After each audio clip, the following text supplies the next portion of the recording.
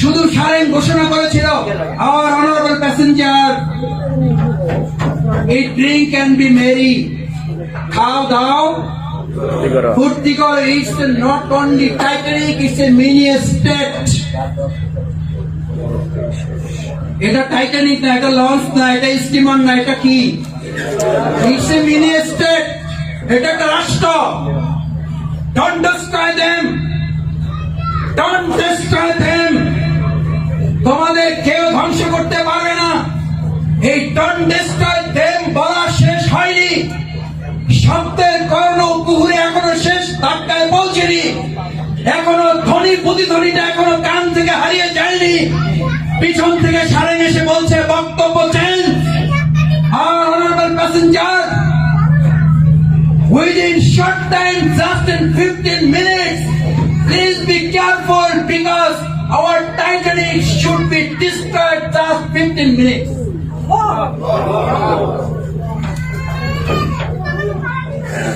Don't destroy them. তোমাদের কেউ শেষ করতে পারবে না।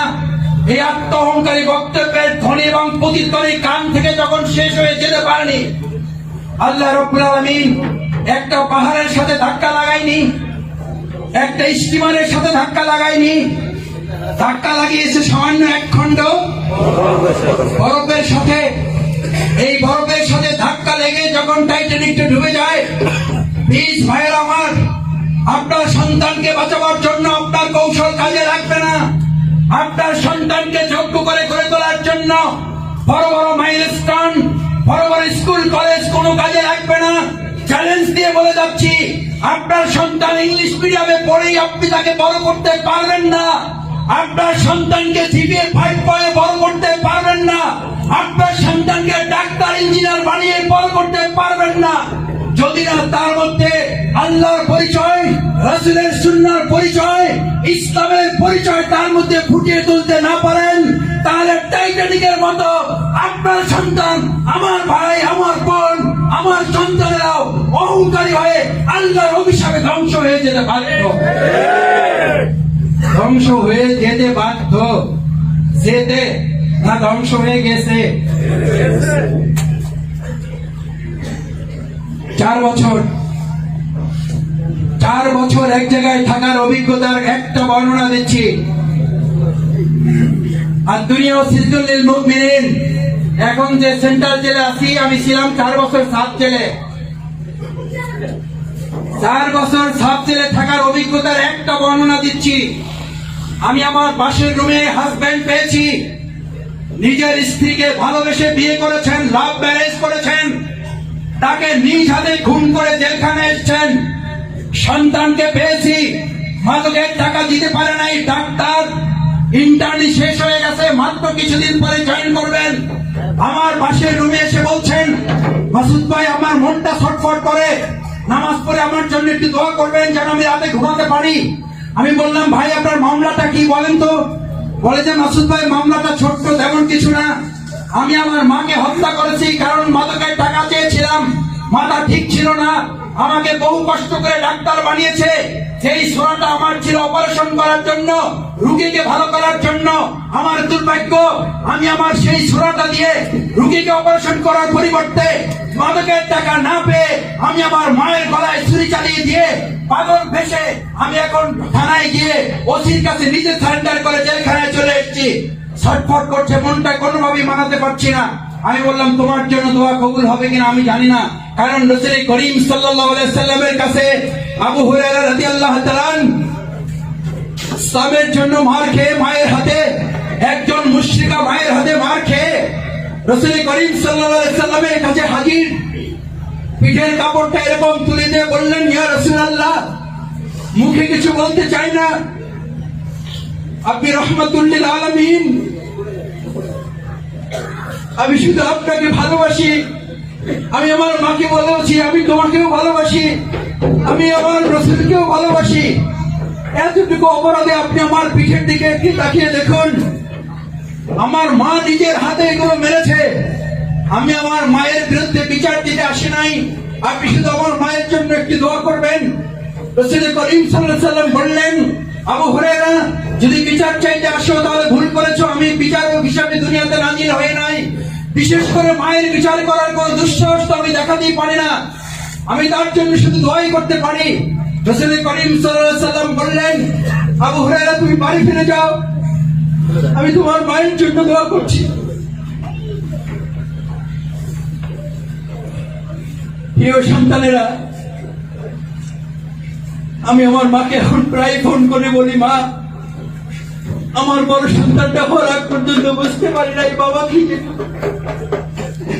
রাতের পর রাত জাগতে হয় এটা বুঝতে পারি নাই। ভিজা কাঁথাটাই নিজে শুয়ে শুকনা কাঁথাটা সন্তানকে দিতে হয় এটা বুঝতে পারি নাই মা।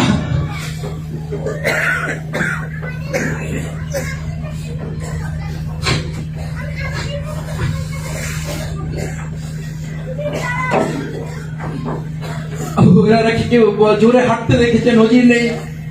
রাসূল সাল্লাল্লাহু আলাইহি ওয়াসাল্লামের কথা শুনে দৌড়ে দোয়ার জন্য দৌড় দিয়েছেন। পথে একজন জামা টেনে ধরেছেন, আবু হুরায়রা তোমাকে যে জোরেও হাঁটতে দেখা যায় না, আজকে তুমি পাগলের মতো দৌড়াচ্ছ। আপনারা তারপরে সব ইতিহাস জানেন, আমি সেই ইতিহাস লম্বা করতে যাচ্ছি না। আমি সেই ডাক্তার ছেলেকে বলেছিলাম, কপাল তোমার পড়েছে, তুমি জেলখানে এসছো কেন? নিজের মায়ের গলায় ছুরি চালিয়ে মাকে হত্যা করে জেলখানে আসার মতো পাষাণ পল্টু। তোমার কাছে দোয়া আমি করব, আল্লাহ রাসূল সাল্লাল্লাহু আলাইহি ওয়াসাল্লাম তো দোয়া করেন নাই। তোমার জন্য দোয়া করে কোনো লাভ হবে আমি জানি না, তারপর তোমার জন্য দোয়া করি, তোমার জন্য দোয়া করি। বাবাকে দেখেছি আমার পাশের রুমে সন্তানকে হত্যা করে চলে এসছে। আমার বোনেরা এখানে উপস্থিত আছে। প্রিয় বোনেরা, স্বাধীনতার নামে যদি নিজেকে শৃঙ্খলার সামান্য চিন্তা এবং শয়তানের অসহসা মাথায় ঢোকে, বিশ্বাস কর আল্লাহে আল্লাহর কসম, আল্লাহে আল্লাহর কসম, আল্লাহে আল্লাহর কসম, দুনিয়ার কোন উন্মত্ত যুবকের কাছ থেকে শুধু নয়, তুমি তোমার পরিবারের থেকেও রক্ষা পাবে না। আমি সেদিন দেখেছি নিজের বোনকে নিজের ভাই লজ্জাহীনতা করে ব্যভিচার করে জেলখানায় চলে এসছে।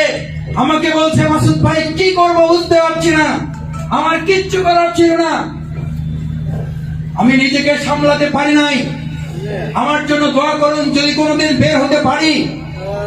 আমি আমার এই লজ্জাহীনতা কিভাবে ঢাকবো? এই ঘটনা কি আমি আপনাদেরকে আজকে প্রথম শোনাচ্ছি বাংলাদেশে? আপনি যদি ভাবেন জিপিএ 5 পেয়েছে সন্তান সফল, আপনি যদি ভাবেন ছেলে চাকরি পেয়েছে সন্তান সফল, আপনি যদি ভাবেন ছেলে ইঞ্জিনিয়ার হয়েছে সন্তান সফল, আপনি ভুলের মধ্যে আছেন। ভুল থেকে বেরিয়ে আসুন। এই বিশ্ববিদ্যালয়, স্কুল, এই কলেজগুলো, হেভেন আমাদের এখনকার মাদ্রাসাগুলো, আমি মাদ্রাসায় পড়েছি, আমি কলেজে পড়েছি, আল্লাহ আমাদের অহংকার মাফ করুন। বিশ্ববিদ্যালয়ের সবচেয়ে বড় বারান্দায় হাঁটার সুযোগ হয়েছে। বিশ্ববিদ্যালয়ের শিক্ষক আপনাদের পড়িয়েছেন, সেই শিক্ষকদের ক্লাস আল্লাহ আমাদেরকে নেওয়ার সুযোগ দিয়েছেন। কিন্তু একটা শিক্ষা প্রতিষ্ঠানের পরিচয় যদি আমাদেরকে আল্লাহ দয়া করে না দিতেন,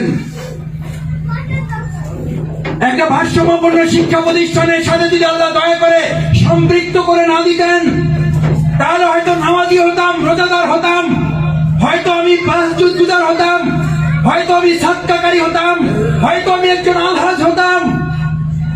কিন্তু আমার মায়ের জন্য, আমার বাবার জন্য একটা নফল রোজা রাখতে হবে। শুধু আমার মায়ের জন্য উঠে তাহাজ্জুদ পড়ে, যেই মা রাতের পর রাত জেগেছেন, সেই মায়ের জন্য মাসে অন্তত একটা রাত জেগে আল্লাহর কাছে যায় নামাজ বিছিয়ে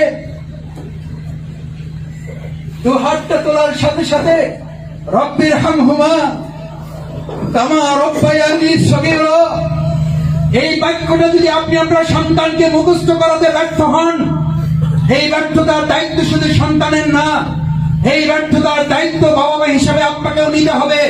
আমি আপনাকে চ্যালেঞ্জ দিয়ে বলছি, আজকে বাংলাদেশের প্রচলিত স্কুল, কলেজ, বিশ্ববিদ্যালয় তো দূরে থাক, ইভেন আমাদের মাদ্রাসাগুলো থেকেও যেই সন্তান আপনি আশা করেন আপনার জানাজায় ইমামতি করবে, আপনি মারা গেলে আপনার গহীন কবরের অন্ধকারে গিয়ে আপনার জন্য দোয়া করবে, কবরের পাশে দাঁড়িয়ে চোখের পানি ফেলে রব্বির হামহুমা কামা রব্বায়ানি সগীরা বলবে, বাংলাদেশের কতিপয় মাদ্রাসাও সেরকম একজন যোগ্য সন্তান তৈরি করে দিতে পারবে বলে আপনি মনে করেন কিনা আমি জানি না।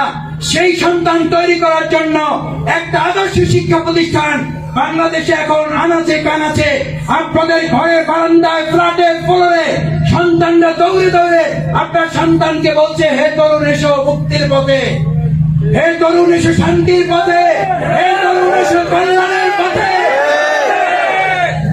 সেই প্রতিষ্ঠানের হাতে আপনার সন্তানকে তুলে দেওয়া ছাড়া আপনার হাতে আর কোনো পথ খোলা নেই। আমি চ্যালেঞ্জ দিয়ে রেখে গেলাম, আমার মা বিশ্ববিদ্যালয়ে পড়তে দিবেন না, কারণ আমি আরেকটা বিশ্ববিদ্যালয়ে ভর্তি হয়ে গেছি। আমি এরকম একটা ভারসাম্যপূর্ণ শিক্ষা প্রতিষ্ঠানে ভর্তি হয়ে গেছি। আমার মাও চাচ্ছে না সেই শিক্ষা প্রতিষ্ঠানে আমি যাই। আব্দুল্লাহ জান্দাল রাদিয়াল্লাহু তাআলা বাপের সাথে যখন লড়াইটা শুরু, রাসূল করিম সাল্লাল্লাহু আলাইহি সাল্লামের কাছে ওমর ইবনে খাত্তাব রাদিয়াল্লাহু তাআলা এসে বলছেন, রাসূলুল্লাহ সাল্লাল্লাহু আলাইহি সাল্লাম এতজন সাহাবীর চোখের পানি, আবু জান্দালের এই পায়ের রক্ত, আবু জান্দালের হাতের রক্ত, আবু জান্দালের মুখের রক্ত, আবু জান্দালের পিঠের রক্ত কি আপনার চোখে দেখা যায় না? আপনি কি সত্যি নবী? আপনি কি সঠিক পথে পরিচালিত? আমরা কি অন্যায়ের বিরুদ্ধে লড়ছি? যারা অন্যায় করছে তারা কি সত্যি অন্যায়কারী? ওমর রাদিয়াল্লাহু তাআলা দ্বিতীয় খলিফা, রাসূলের পরে নবী হলে তিনি হতেন। অত্যাচারের মাত্রা কোন জায়গায় গেলে ধৈর্যের বাঁধ ভেঙে যেতে পারে, সেই জায়গায় তিনি রাসূল সাল্লাল্লাহু আলাইহি ওয়াসাল্লামকে জিজ্ঞেস করছেন, আপনি কি সত্যি নবী? আমরা কি সঠিক পথে পরিচালিত? আবু জান্দালকে তাদের কাছে দিতে আমরা বাধ্য। রাসূল করিম সাল্লাল্লাহু আলাইহি ওয়াসাল্লাম ওমর রাদিয়াল্লাহু তাআলা নূর মুখটা কানের কাছে নিয়ে এসে চোখের পানিগুলো মুছে দিতে দিতে বললেন, ওমর, আবু জান্দালের এই রক্তের কর্মকৌশলের ফল আমরা মাত্র কিছুদিনের মধ্যে ভোগ করব। পুরো মক্কা আল্লাহ তাআলা আমাদেরকে বিজয় বেশি ওখানে নিয়ে যাবে ইনশাআল্লাহ।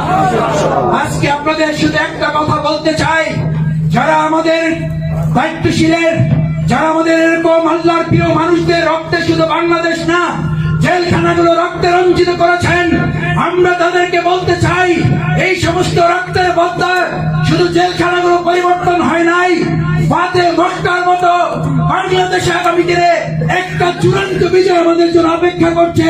আমরা শুধু একটা ধাক্কা দিলে সেই বিজয়ের দ্বার প্রান্তে আল্লাহ আমাদেরকে পৌঁছে দেবেন ইনশাআল্লাহ। সম্মানিত ভাইয়েরা, আমি শেষ করতে চাই যে কথা বলে, সম্মানিত ভাই এবং বোনেরা, আমার প্রিয় মাতৃভূমি বাংলাদেশ, আমাদের সুন্দর অতীত আছে। আমাদের সেই অতীত হযরত খুবাইব, যারা আজকে কেউ কেউ মনে করেন আমাদের আজকে এই যুগে গণজাগরণ মঞ্চ তৈরি হয়েছে।